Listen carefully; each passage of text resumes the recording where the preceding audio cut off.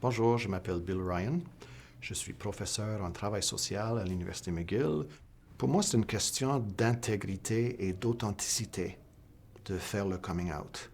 Et je suis content qu'en 2013, il devient de plus en plus possible pour quelqu'un de vivre son coming out de façon positive et d'avoir le soutien de sa famille et de ses amis. Mais c'est vraiment un moment charnière dans la vie de quelqu'un. Parce que au lieu d'essayer à tout prix de se conformer aux attentes des gens autour, aux attentes des amis, aux attentes de la famille, la personne décide à un certain moment d'être intègre avec elle-même. Et pour moi, c'est une démarche très positive et très importante et très saine. Et tout ce qu'on fait dans notre société pour encadrer et donner du soutien aux jeunes qui vivent le coming out, là, fait de sorte que les gens vont moins souffrir, vont moins se mentir et vont moins être obligés de mentir aux autres. Et si on veut vraiment avoir une relation authentique avec les gens qu'on aime, les mères, les pères, les amis, la famille élargie, etc., il faut pouvoir dire qui on est. Parce que si on ne peut pas dire qui on est, on va s'éloigner des gens qu'on aime. Parce que c'est presque impossible d'être près des gens qu'on aime sans être authentique avec ces personnes-là. Comment peut-on parler de nos vies sans parler de qui on aime, de la personne avec qui on va passer notre vie, de notre amour, de nos intérêts? Et souvent, c'est relié aux relations. Et donc, quelqu'un qui cache son homosexualité de sa famille est quelqu'un qui va nécessairement s'éloigner émotionnellement et parfois même géographiquement de la famille. Parce qu'on ne peut pas ne pas en parler.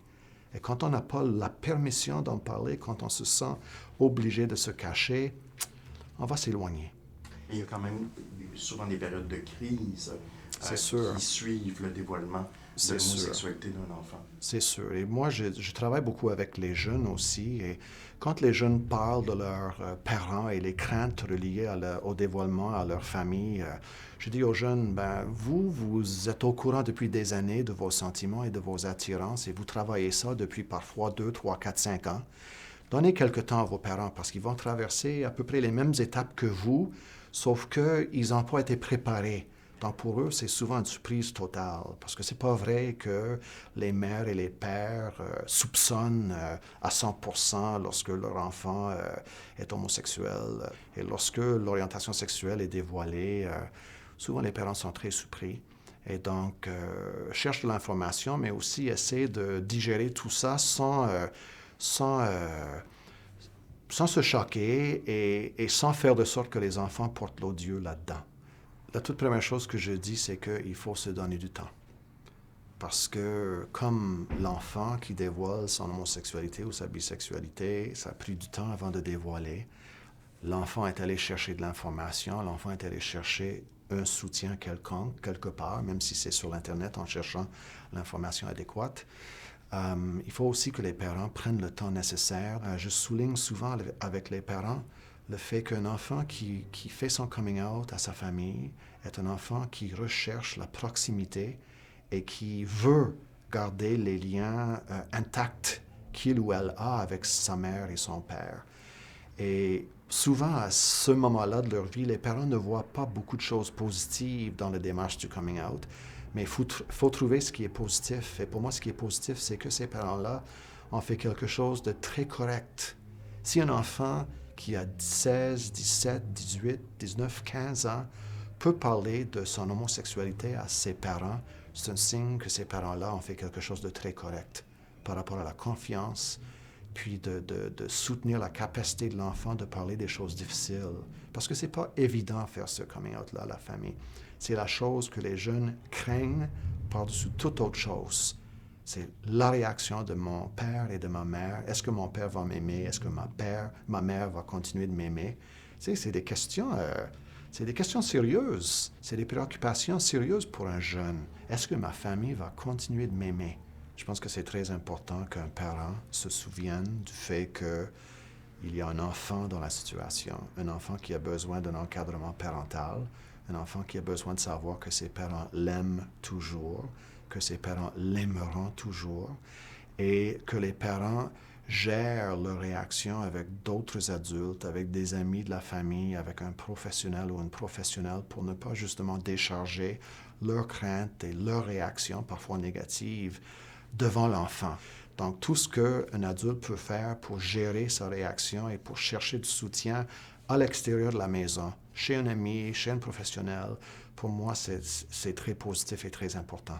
Je dirais que la toute première crainte, c'est est-ce que mon enfant peut être heureux en tant que gay ou lesbienne? Est-ce que mon enfant peut vivre une vie normale comme gay ou lesbienne? Est-ce que je vais pouvoir avoir des petits-enfants? Et est-ce que je peux devenir grand-parent lorsque mon enfant est homosexuel? C'est des questions qui parlent de la vie, qui parlent de la vie et de l'avenir. J'aime beaucoup le fait qu'avec la recherche qu'on a actuellement, on peut, euh, on peut soulager la très grande majorité de ces craintes-là parce qu'on sait qu'une fois la démarche du coming out a été entamée et une fois que le dévoilement à la famille a été fait, on sait que les enfants, les jeunes qui vivent leur coming out ont accès à un taux de satisfaction dans leur vie qui est très élevé. Ils peuvent être aussi heureux et aussi contents de leur vie que les personnes hétérosexuelles. Et même dans la recherche, on constate que des fois, les personnes homosexuelles affichent un taux de satisfaction plus élevé dans leur vie et dans leur couple que les personnes hétérosexuelles. La valeur la plus importante dans toutes les religions du monde, c'est d'aimer. Et quand on parle de la famille, la valeur la plus importante dans la famille, dans toutes les religions du monde, c'est l'amour. Puis, j'ai vu dans ma vie beaucoup de familles issues des communautés culturelles qui ont pu découvrir cet amour-là qui est plus important que toute autre chose et qui ont pu accepter leur enfant dans son orientation sexuelle, homosexuelle ou bisexuelle. Pour ceux et celles pour qui c'est déchirant de recevoir l'annonce de l'homosexualité de leur enfant, je les réfère souvent à des sites web parce que toutes les religions, toutes les grandes religions au moins, ont des groupes qui travaillent à l'intérieur de cette religion-là pour que les personnes homosexuelles soient acceptées. On peut parler d'un groupe qui s'appelle Dignité pour les catholiques. On a des groupes pour les protestants, on a des groupes pour les juifs, on a des groupes pour les musulmans, où on peut, dans le vocabulaire de la religion de la personne, parler de plus d'acceptation.